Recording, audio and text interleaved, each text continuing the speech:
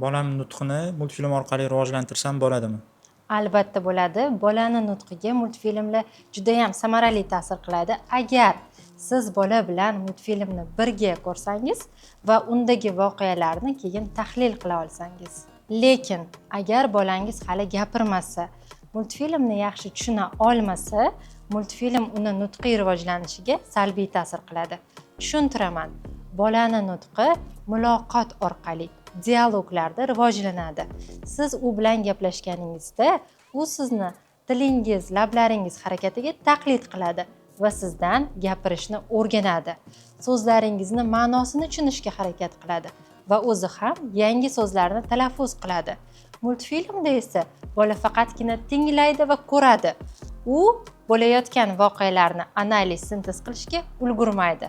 Shu sababli gapiradigan bolalar bilan birga multfilm ko'rish uni nutqini faol rivojlantiradi, lekin gapirmaydigan bolalar bilan multfilm ko'rish ularni nutqi rivojlanishini kechiktiradi. Opisaniyada sizni bolangizni yoshiga mos keladigan multfilmlar ro'yxatini qoldirdim.